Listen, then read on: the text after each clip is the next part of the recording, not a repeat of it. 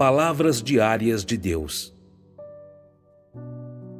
O único motivo pelo qual o Deus encarnado se faz carne são as necessidades do homem corrupto. É por causa das necessidades do homem, não de Deus, e todos os seus sacrifícios e sofrimentos são em favor da humanidade, e não em benefício do próprio Deus. Não existem prós e contras ou recompensas para Deus. Ele não colherá alguma colheita futura, exceto aquilo que lhe é originalmente devido. Tudo o que ele faz e sacrifica pela humanidade não é para que ele possa ganhar grandes recompensas, mas simplesmente para o bem da humanidade. Embora a obra do Deus na carne envolva muitas dificuldades inimagináveis, os resultados que finalmente alcança excedem em muito as obras realizadas diretamente pelo Espírito. As obras da carne implicam muita dificuldade, e a carne não pode possuir a mesma grande identidade do Espírito e não pode realizar os mesmos feitos sobrenaturais do Espírito. Muito menos pode possuir a mesma autoridade do Espírito. Entretanto, a essência da obra realizada por essa carne sem importância é muito superior à obra realizada diretamente pelo Espírito. E essa carne por si mesma é a resposta para as necessidades de toda a humanidade. Para aqueles que serão salvos, o valor de uso do Espírito é bem inferior ao valor da carne. A obra do Espírito é capaz de cobrir todo o universo, através de todas as montanhas, rios, lagos e oceanos. No entanto, a obra da carne relaciona-se de maneira mais eficaz a todas as pessoas com as quais ele tem contato. Além disso, a carne de Deus com forma tangível, o homem a entende melhor e confia mais nela. Ela pode aprofundar o conhecimento que o homem tem de Deus e pode deixar no homem uma impressão mais profunda dos feitos reais de Deus. A obra do Espírito é envolta em mistério. É difícil para seres mortais compreenderem. Ainda mais difícil para eles verem, e por isso eles podem apenas confiar em imaginações vãs. A obra da carne, contudo, é normal, baseada na realidade. Possui uma rica sabedoria e é um fato que pode ser visto pelo olho físico do homem. Um homem pode pessoalmente experimentar a sabedoria da obra de Deus, e não há necessidade de aplicar sua imaginação generosa. Esse é o valor real e preciso da obra de Deus na carne.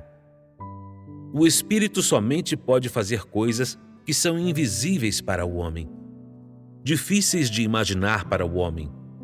Por exemplo, o esclarecimento do Espírito, o mover do Espírito e a direção do Espírito. Mas para um homem que tem uma mente, essas coisas não fornecem nenhum significado claro. Apenas fornecem mobilização ou um significado amplo e não são capazes de dar instruções com palavras. A obra de Deus na carne, contudo, é deveras diferente. Ela envolve a orientação precisa e clara das palavras. Tem vontade clara e metas necessárias claras. E assim o homem não precisa tatear ou empregar sua imaginação, muito menos tentar adivinhar. Essa é a clareza da obra da carne, sua grande diferença da obra do Espírito. A obra do Espírito é apenas adequada para um escopo limitado e não pode substituir a obra da carne. A obra da carne dá ao homem metas muito mais exatas e necessárias e conhecimentos muito mais reais e valiosos do que a obra do Espírito. A obra que é de maior valor para o homem corrupto é aquela que fornece palavras precisas, metas claras a serem seguidas e que podem ser vistas e tocadas. Somente obras realísticas e orientações oportunas são adequadas ao gosto do homem. Somente uma obra verdadeira pode salvar o homem de seu caráter corrupto e depravado. Isso pode somente ser alcançado pelo Deus encarnado. Somente o Deus encarnado pode salvar o homem de seu caráter anteriormente corrupto e depravado. Embora o Espírito seja a essência inerente de Deus, obras como esta podem somente ser realizadas por sua carne. Se o Espírito operasse sozinho, então não seria possível que sua obra fosse eficaz. Essa é uma verdade plena. Embora a maioria das pessoas tenha se tornado inimiga de Deus por causa dessa carne, quando ele concluir sua obra, aqueles que são contra ele não apenas deixarão de ser seus inimigos, mas, ao contrário, tornar-se-ão suas testemunhas. Tornar-se-ão as testemunhas que foram conquistadas por ele. Testemunhas compatíveis com ele e inseparáveis dele. Ele fará com que o homem saiba da importância de sua obra na carne para o homem. E o homem conhecerá a importância dessa carne para o significado da existência do homem. Conhecerá seu verdadeiro valor para o crescimento da vida do homem. Mais ainda, saberá que essa carne tornar-se-á uma fonte de vida da qual o homem não suportará se afastar. Embora a encarnação de Deus esteja longe de corresponder à identidade e à posição de Deus e pareça ao homem ser incompatível com seu status verdadeiro, essa carne que não possui a verdadeira imagem de Deus ou a verdadeira identidade de Deus, pode fazer a obra que o Espírito de Deus é incapaz de fazer diretamente. Tais são a verdadeira importância e o valor da encarnação de Deus. E são essa importância e esse valor que o homem é incapaz de apreciar e reconhecer. Embora todos os homens admirem o Espírito de Deus e desprezem a carne de Deus, não importa como veem ou pensam, o real significado e o valor da carne excedem em muito os do Espírito. Claro, isso é somente com relação à humanidade corrupta.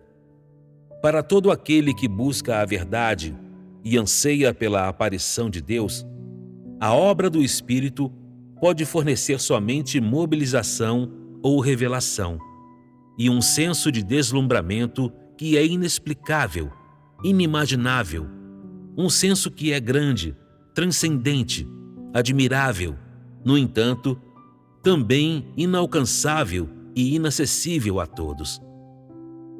O homem e o Espírito de Deus só podem se olhar de longe, como se houvesse uma grande distância entre eles e nunca pudessem ser semelhantes.